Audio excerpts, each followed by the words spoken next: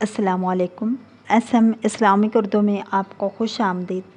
اللہ تعالیٰ کے آخری رسول حضرت محمد مصطفیٰ صلی اللہ علیہ وآلہ وسلم کو تبلیغ اسلام کی پاداش میں مشکلات، مصائب، تکالیف، آزمائشوں، اذیتوں اور امتحانات سے دوچار ہونا پڑا۔ مکہ میں جان لیوا مظالم، جان نثاروں کے مظلومانہ بے بسی اور حبشہ کی جانب ہجرت، شیب ابی طالب کا 3 سالہ محاصرہ و مقاطعہ، قریشیوں کے ستم کا نہ ختم ہونے والا سلسلہ، یہاں تک کہ ابو لہب اور عقبہ بن ابی معیط کے حکم پر آپ صلی اللہ علیہ وآلہ وسلم کے سر مبارک پر غلاظتیں انڈیلی گئیں۔ انہی دشمنان اسلام کے کہنے پر آپ صلی اللہ علیہ وآلہ وسلم کے راستے میں کانٹے بچھائے گئے۔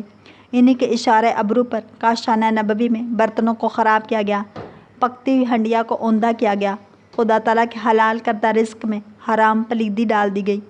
آپ صلی اللہ علیہ وآلہ وسلم کے جسم مبارک کے اوپر اونٹوں کے اوز ڈالے گئے، گرد و غبار سے جسم اور لباس مبارک آلود کرنے کی بے باکانہ جسارت بھی کی گئی۔ آپ صلی اللہ علیہ وآلہ وسلم کی صاحبزادیاں یہ صورتحال دیکھ کر دلگیر ہوئیں اور ان کی زبان مبارک سے بددعائیہ جملے نکلے تو آپ صلی اللہ علیہ وآلہ وسلم نے فرمایا: اے بیٹی، دلگیر نہ ہو، تیرے باپ کا اللہ خود محافظ ہے۔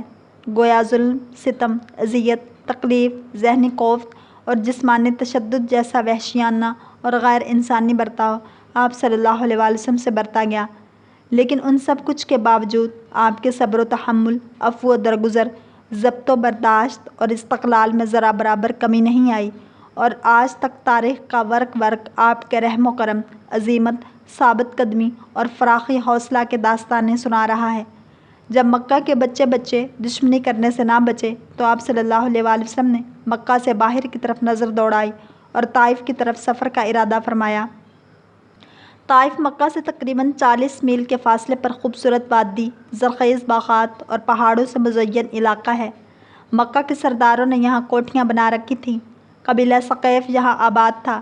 یہ عرب کا طاقتور قبیلہ تھا۔ قریش کے اس قبیلے سے رشتہ داریاں بھی تھیں۔ یہاں 3 بھائی عبد یالیل، مسعود اور حبیب اس قبیلے کے سردار تھے۔ بعثت نبوی کا 10واں سال شوال المکرم کا مہینہ تھا۔ آپ صلی اللہ علیہ وآلہ وسلم فریضہ تبلیغ کے لیے غالباً پیدل جہاں پہنچے۔ آپ صلی اللہ علیہ وآلہ وسلم کے ہمراہ حضرت زید بن حارثہ رضی اللہ تعالیٰ عنہ تھے۔ 10 دن یہاں قیام فرمایا، عوام و خواص کے سامنے دین اسلام پیش کیا، معززین علاقہ کے مکانوں پر تشریف لے گئے اور انہیں دعوت اسلام قبول کرنے کو کہا، لیکن سب نے بے رخی کا مظاہرہ کیا۔ آخرکار آپ صلی اللہ علیہ وآلہ وسلم یہاں کے سرداروں عبد یالیل، مسعود اور حبیب کے پاس تشریف لے گئے اور ان کے سامنے اپنے آنے کا مقصد واضح فرمایا، لیکن ان بدقسمتوں کی بدنصیبی تو دیکھیے کہ انہوں نے آپ صلی اللہ علیہ وآلہ وسلم کی دعوت کو نہ صرف ٹھکرایا بلکہ نہایت گستاخانہ رویہ اپناتے ہوئے آپ صلی اللہ علیہ وآلہ وسلم کا مذاق اڑایا۔ ایک نے طنز کا نشتر چبھوتے ہوئے کہا: اگر خدا تعالیٰ نے تجھے رسول بنا کر بھیجا ہے تو وہ خانہ کعبہ کی عزت کو پامال کر رہا ہے۔ دوسرے نے بھپتی کستے ہوئے کہا: اللہ کو تیرے علاوہ اور کوئی نہیں ملا جسے وہ رسول بنا کر بھیجتا۔ تیسرے نے آوازہ کستے ہوئے کہا: اللہ کی قسم، میں تیرے ساتھ بات نہیں کرتا۔ اگر تو واقعی اللہ کا رسول ہے جیسا کہ تیرا دعویٰ ہے تو رسول کی شان یہ نہیں کہ اس سے بحث کی جائے، اور اگر تو خدا پر جھوٹ بول رہا ہے تو میری شان یہ نہیں کہ تجھ جیسے جھوٹے سے بات کروں۔ اس کے بعد ان حرمہ نصیبوں نے طائف کے اوباش اور آوارہ گردوں کو آپ صلی اللہ علیہ وآلہ وسلم کے پیچھے لگا دیا۔ کوئی تالی بجاتا، کوئی سیٹی بجاتا، کوئی جملے کستا، کوئی ہلڑ بازی کرتا، شور، ہڑبونگ اور اودم مچاتے ہوئے آپ صلی اللہ علیہ وآلہ وسلم کو طائف کی گلیوں میں لے آئے۔ یہاں دونوں طرف لوگ صف بنائے پتھر ہاتھوں میں لیے کھڑے تھے۔ جب آپ صلی اللہ علیہ وآلہ وسلم کا گزر وہاں سے ہوا تو انہوں نے آپ صلی اللہ علیہ وآلہ وسلم کو پتھر مارنا شروع کیے۔ سر مبارک سے لے کر پاؤں مبارک بلکہ نالین مبارک تک آپ صلی اللہ علیہ وآلہ وسلم لہو لہان ہو گئے۔ پنڈلیوں اور گھٹنوں پر گہرے زخم آئے۔ بدن مبارک سے خون مبارک بہتا بہتا قدموں تک پہنچا۔ قدموں سے رستا ہوا نالین مبارک تک پہنچ گیا۔ نالین اور قدمین آپس میں خون کی وجہ سے چمٹ گئے۔ حضرت زید بن حارثہ آپ صلی اللہ علیہ وآلہ وسلم کو بچانے کے لیے کبھی آتے، کبھی دائیں، کبھی بائیں، کبھی پیچھے۔ ان کا سر بھی لہو لہان ہو گیا۔ پتھروں کی برستی بارش میں کبھی آپ صلی اللہ علیہ وآلہ وسلم بیٹھ جاتے تو طائف والے آپ کی بغلوں میں ہاتھ ڈال کر آپ صلی اللہ علیہ وآلہ وسلم کو دوبارہ کھڑا کر دیتے۔ چند قدم چلتے پھر بیٹھ جاتے اور دوبارہ آپ صلی اللہ علیہ وآلہ وسلم کے بغلوں میں ہاتھ ڈال کر کھڑا کر دیتے اور پتھر برساتے۔ جب آپ صلی اللہ علیہ وآلہ وسلم بے ہوش ہو کر گر پڑے تو حضرت زید بن حارثہ نے آپ صلی اللہ علیہ وآلہ وسلم کو اٹھایا، قریب ہی کچھ پانی تھا وہاں لے گئے تاکہ خون کے دھبے دھوئیں۔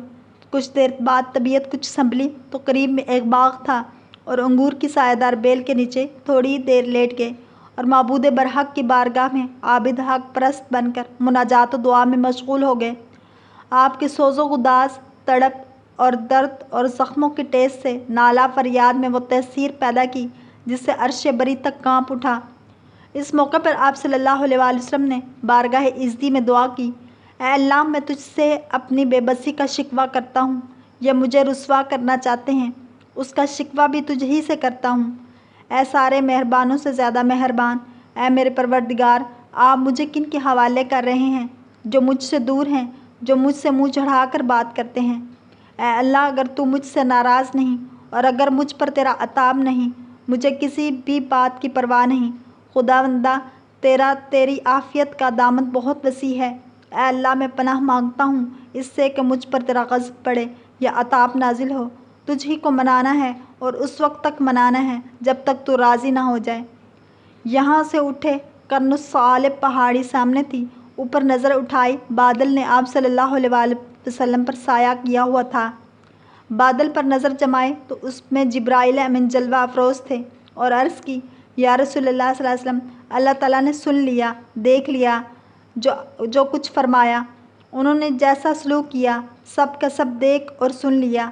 یہ میرے ساتھ پہاڑوں کی نگرانی پر مقرر فرشتہ موجود ہے، آپ حکم دیجئے، یہ تعمیل کریں گے۔ ملک الجبال نے عرض کی، مجھے اللہ تعالیٰ نے بھیجا ہے، آپ جو چاہیں حکم کریں، میں تعمیل کروں گا۔ آپ حکم دیں مکہ کے دونوں طرف کے پہاڑوں کو ملا کر ان تمام بے ادب اور گستاخوں کو پیس ڈالوں۔ آپ صلی اللہ علیہ وآلہ وسلم آزمائش کے دورائے پر کھڑے تھے۔ ایک آزمائش اہل طائف نے آپ پر ظلم و ستم کے پہاڑ توڑے، دوسری آزمائش کے جبرائیل امین اور ملک الجبال ان کو پیس ڈالنے کی فرمائش کے منتظر کھڑے ہیں۔ پہلا امتحان تھا صبر و ضبط، تحمل و برداشت اور استقلال کا، دوسرا امتحان تھا دعویٰ رحم و کرم، فراخی، حوصلہ اور وسعت ظرفی کا۔ اللہ کریم نے آپ کو دونوں میں کامیاب فرمایا۔